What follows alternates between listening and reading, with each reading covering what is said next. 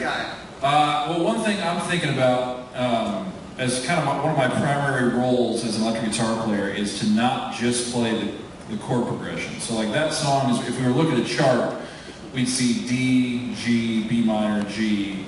And you know, if everyone in the band just plays those chords like block chords on the beat all together, the music starts to sound real robotic and mechanical that way. So I view one of my roles to come up with hopefully memorable hooks or counter-melodic parts that can give some interest to the song beyond just the chord changes. So one of the challenges I face when Paul's introducing a new song, I'll hop on the guitar and try to experiment with different parts, you know, little triad motifs or arpeggios. The biggest thing I want to be keyed into is the vocal line, because what I'm going to be doing is going to be, you know, moving around again melodically a little bit. So I want to make sure that what I'm playing is not fighting with the vocal; it's complementing the vocal and not competing with it. You know, so myself and Chris would probably say this for the B3L and speak for himself too. But our role is probably to provide, you know, some of those little counter melodic movements. So for that song, the riff at the top that I'm playing is a low riff down here in the low part.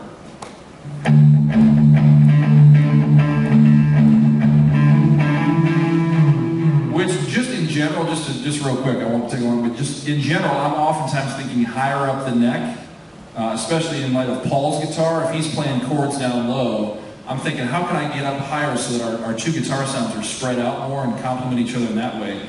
I think this song is a good example of a more rare situation where when Paul came into the studio to play this song idea for us, he's capoed up on the 7th fret, almost mandolin land up there, you know. So I'm thinking, well, instead of heading up to like the 17th fret, way up here, what if I instead drop down and take a lower part?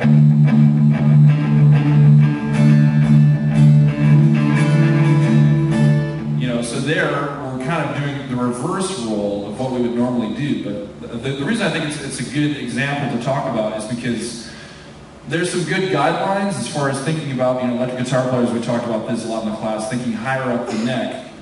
There's good general guidelines to follow, but the most important trump card, man, is using your ears in the context of a band. Listening to what's going on around you, going, okay, Paul's already playing high, what if I thought about taking it a different route and playing low? So, you know, there are no hard and fast rules. There's good guidelines to follow, but the most important thing, use your ears, play melodically, and try to really support and complement and not compete with the other players. So that's what I would say about E.G. Great. Actually, in this song, too, it's almost, well, keyboard. Do me a favor, since you have a piano there, Chris?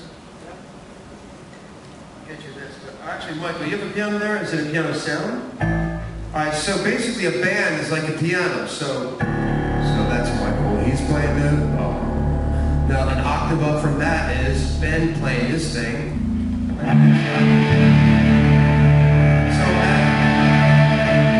And then the organ is like up another octave on the piano. Imagine the band is a keyboard. He's there, so me, then I'm up another octave.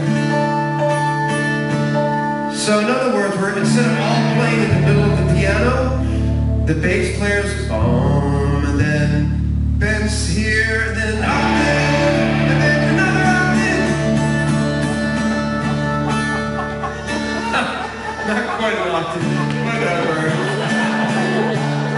You guys know what I mean, though? It's like spreading it out. So Ben's saying, listen to what this person's playing. So you don't have, if you have 3 guitars on your team, they shouldn't all be going. Okay, so one guy can play D, and maybe one of the gals can, you know, if she's another guitarist, she can use how to use capos to spread that sound out, so you're not all right in the middle in the same part of the piano. Okay, so Chris, I'm gonna give this to Chris real quick. Do you, now he's playing a million, like, can you just play anything, bro? Like, I don't know, jazzy, or do that for me? Yeah, just, then I'll give you the mic.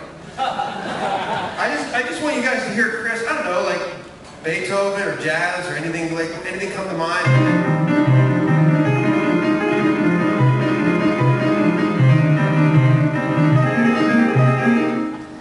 It's amazing. So that's what he could play, right? God saves.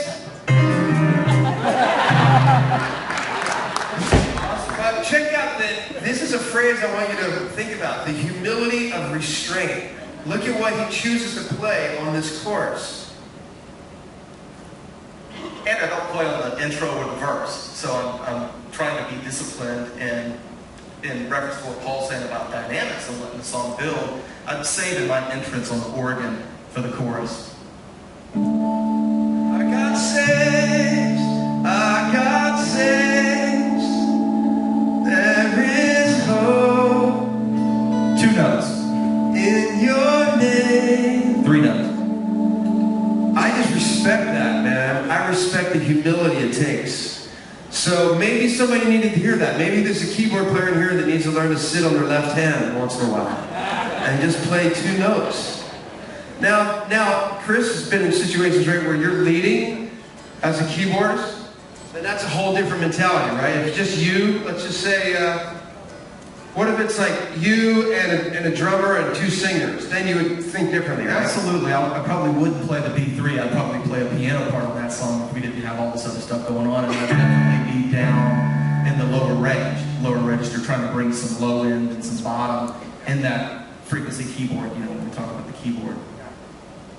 Cool. So you get that? So it's not always bad. Doesn't mean keyboards forever. Just have to play with 2 fingers. But you should ask yourself, is this a guitar-driven song or a piano-driven song? That's a good question to ask occasionally. And if it's a piano-driven thing, then if you're a guitarist, then listen, like Ben said, get out of the way and just add a little color. Don't feel like you have to compete. Just the bass, it's fascinating what Mike was doing with the bass on this song, and you wouldn't even know, it's so subtle, and yet it impacts the feel of the tune. So I wonder if we can just put that first slide up, just the slide of The Our God Saves, then Mike, can you just talk about what you're doing there? Yeah, there's a couple that we need to change. So for the first section, the intro and the verse, I'm not playing totally out. And then finally, when I do come in, I'm playing high on the neck, and I'm just. So we go. Sorry. The name of the Father. Yeah. So on the double verse, I come back in. I'm playing high. In the name of the Son. I'm just playing whole notes. Spirit, Lord, we come. The whole time, and then finally, so I'm playing whole notes high on the neck.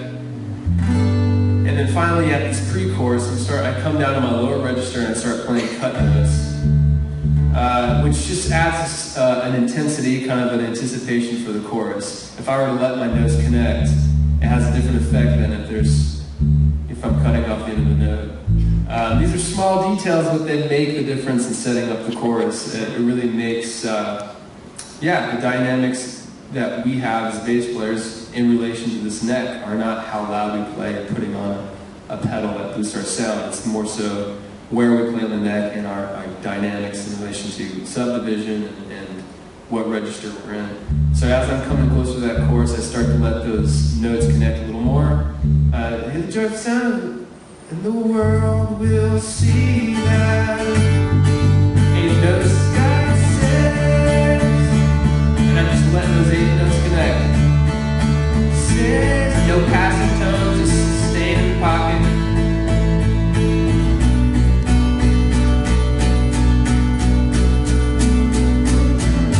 Going back down to the verse.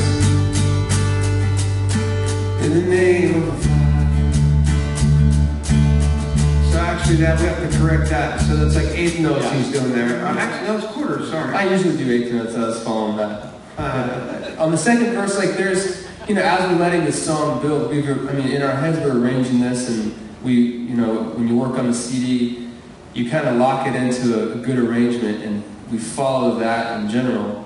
So on this, it's, I'm really looking at it as I want a slow build. So if I played the exact same thing that I did on the first verse, maybe on this instance I want it to have a little more drive to it. So the first verse is wide open, and now I'm going to play high on the neck with 8th notes. In the name of the Father, and they're a little bit of a cut note thing on that as well. They're not connecting. It's not in the name of the Father, in the name of the Son. It's it gives it some kind of anticipation, some kind of a build to it, and then finally. But isn't it interesting? So him doing that, Chris waiting on the keyboard, Ben changing up his thing from section to section. Isn't it? It just makes the song more interesting, right? So these are things we just, once you're aware of it, you're ruined for life. So there's a chart in there, like that you can just basically, it's a, I think it, what is it, towards the back, you can just Xerox that or you can make your own. Yeah, mapping out a song, basically. But not every song will fit into that map, if you will. But now that you know the concept, you can have like a listening party. Take 6 or 7 songs that you guys are currently doing and go to somebody's house, bring some food, and like listen, and then make up one of these charts and have everybody in the band listen to what's happening on the CD, and just become aware that, I don't have to play all the time. Fascinating. And even vocalists. So Carl, give us a thing about the timing, and then we're just going to end with one more tune, just one more example of this.